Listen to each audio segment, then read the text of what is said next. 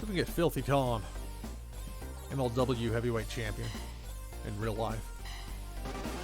All right. So Filthy's on board. He's really stoic, so he'll just have to... All right, could team him up with Jericho. Match against Walter and Terry Gordy.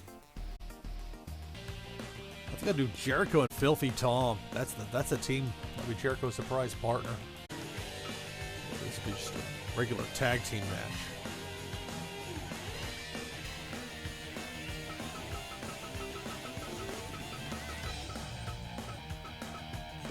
There's Jericho.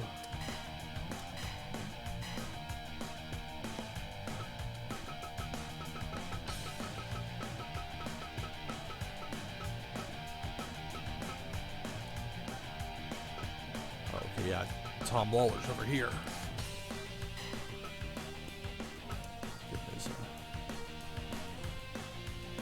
I need to check the workshop to see if there's another version. Or I might actually just not be lazy and try and give him the black tights. I think he wears more in MLW. It's going to be Jericho and Filthy taking on former tag team champs Walter and Terry Gordy.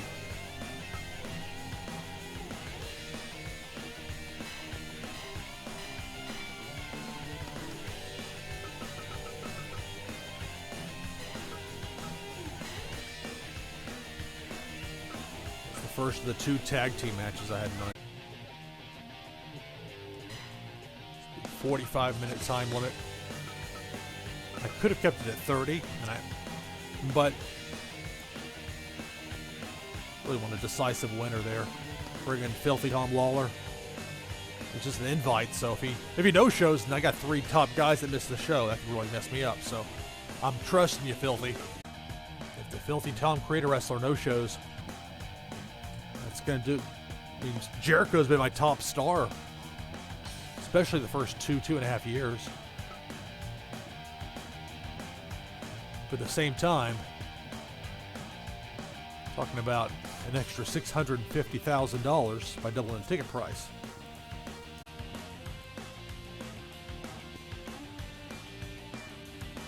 I say let's go for it.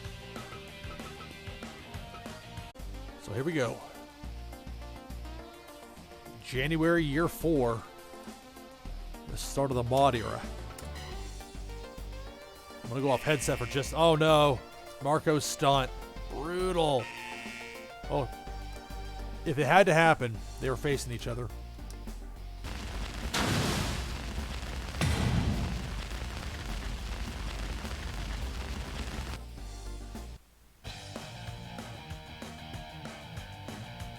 So that did pinch me a little bit, losing the Marco Stunt versus ACH match. Man, still, at $20 a ticket, a lot more money that I have coming in if I had a full house and only $10 a ticket. Question will be, will that somehow hurt my prestige because I didn't sell it out? I only got $58,945. Go ahead and save it. It says, thank goodness that Filthy Tom came through. Losing that one, I would have lost more than just 7,000 fans off capacity. Special tag team match coming up here. I'm very grateful that Filthy Tom showed up so I didn't lose 3 of my big guys. All 3 are S-level popularities. This is what actually sunk me. So, I mean, as it was, just losing that ACH match against Marco's Stunt cost me however many fans.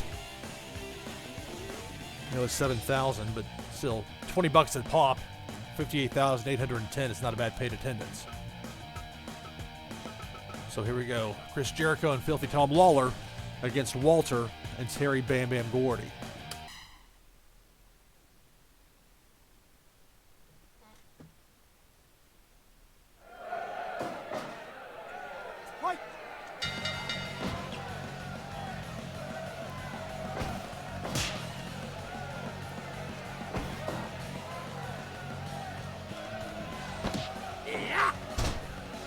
Yeah, If I had run-ins turned on, that'd be a possibility.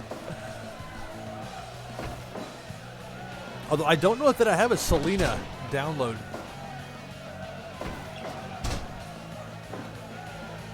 Like, there are some that I would have thought would be on the workshop. Maybe they've shown up recently, but like Brian Pillman Jr., I believe he's on there.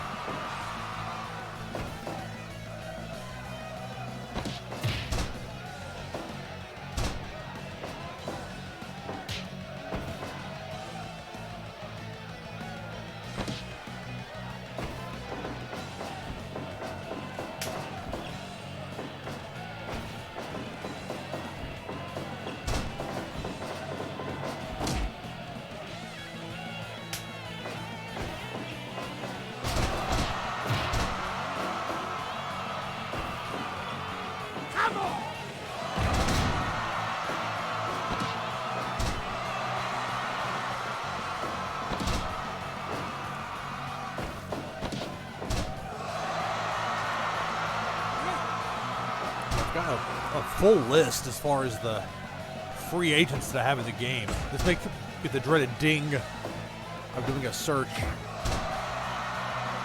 We'll see.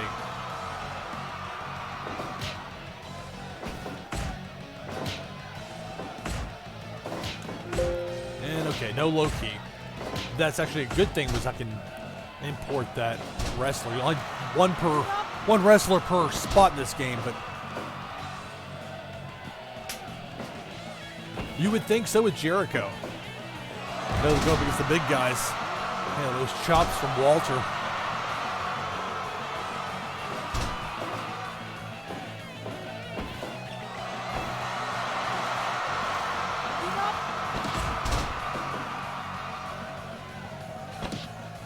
I don't remember if I've got Lesnar in my free agent pool, or if he's in like the pool. It's like that area you have to have scouts find them. But the way this mod works now, with being able to bring in free agents, 5 minutes. get away from that pesky scouting, which actually improves the game a lot.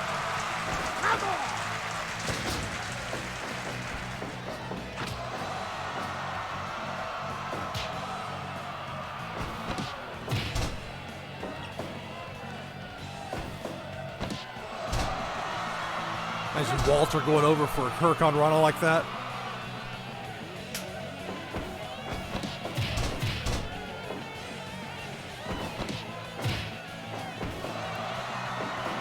I was kind of bummed that Walter and Gordy lost the tag titles back to Ambrose and Pac.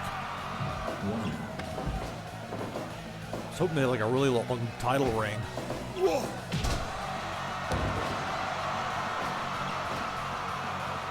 It wasn't my original plan to team them up, but Dr. Death retired and plans changed.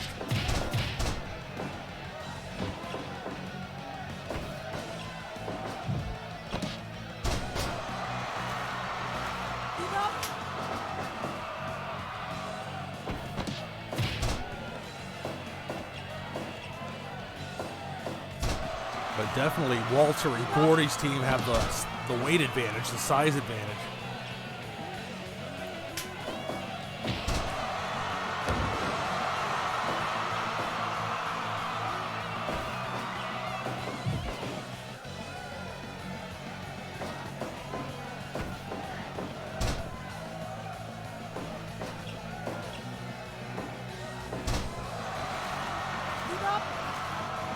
Oh, what do you think the yes kick should be renamed to?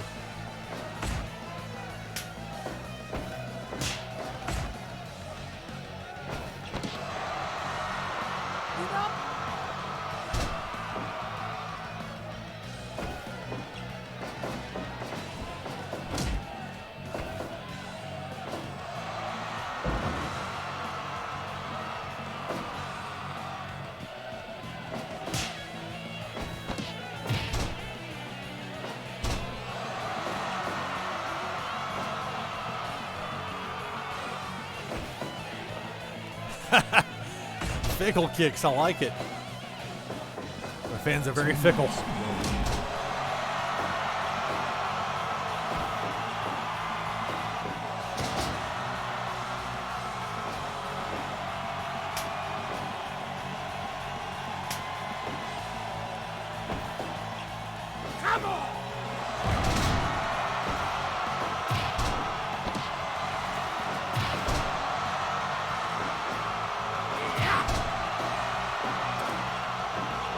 That would be a challenge. It's fickle. That's to enunciate that properly might be a challenge.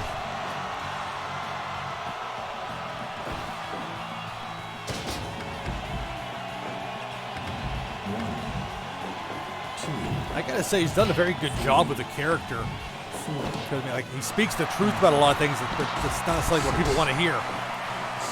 But he does it like in that smug kind of way. And it's like deranged look. It's really remarkable. 12, 13, 14, 15.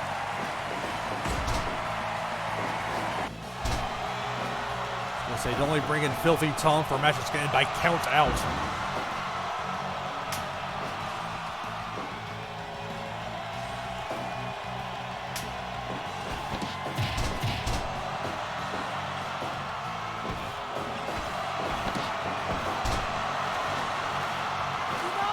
So I wonder what happens to the Aero Lucha Heavyweight Championship that I've got with Flyer if Aero Lucha goes out of business in the game. Because they're running very low on money. That's part of why I was ready to go ahead and put the mods in place now, make it where you can set it where the wrestlers go into the free agent pool and they'll just disappear when a company goes under.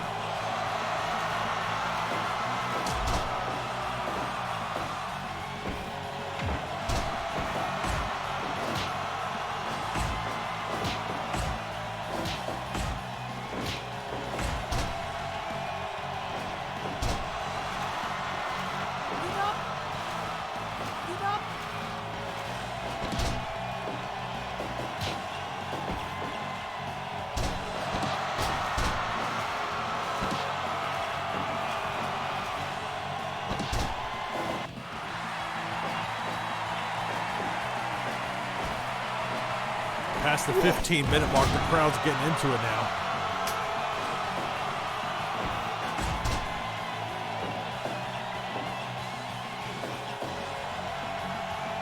And I believe I made this one fall 45 minutes just because it was with Filthy Tom being in for a one-time special. I wanted that to be a decisive winner if at all possible.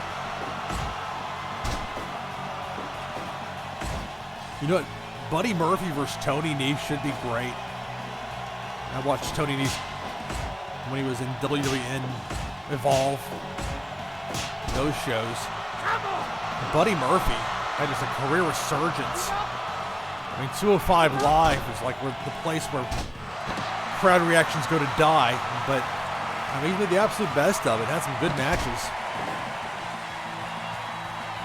I mean, Samoa Joe, though, on the other hand, Samoa Joe versus Rey Mysterio, you get more fan reaction out of that, you would think.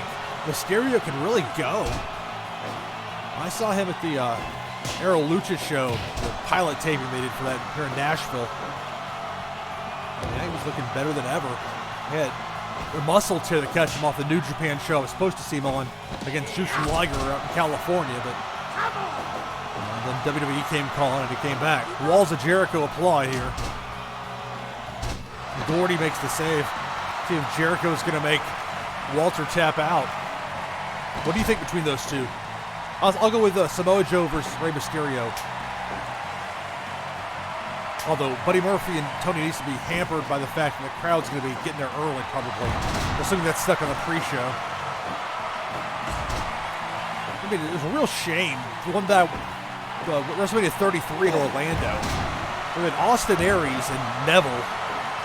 He was stuck on the pre-show. He's two super talented wrestlers, and it's like the crowd's still filing in. Waiting one at a time to go through the metal detector. I'm not complaining about the security either. That's, I like having a secure facility. The point being, while people are waiting to get wanded or whatever to come on in, they're out there having a very good match. And even worse, though, I guess, in some ways, and the year before in Dallas, WrestleMania 32, there was some problem with them scanning tickets, so the fans were just huddled outside. For the Cruiserweight Championship, I mean, Those guys work hard. They're put in some very tough spots as far as the crowd reaction goes. Like going before or after a SmackDown. But yeah, that's been some high quality match-wise. But going back to what I was saying about WrestleMania 32, I was in there in time to see Ryback against Kalisto. See Mauro Ranallo come in. It's cool to get the cheer for him. Oh, critical! Filthy Tom gets the critical! Oh, did I have it backwards? The Walter critical Filthy. What's going on here? What is this business? We got a critical, but the match continues.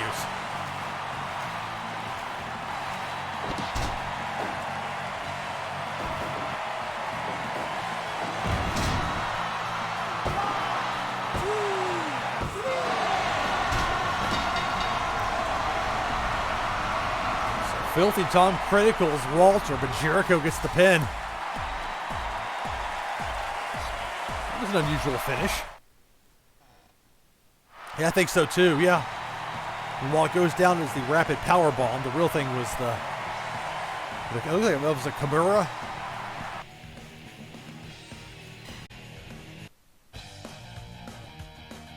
Definitely have to hire Filthy Tom, if at all possible.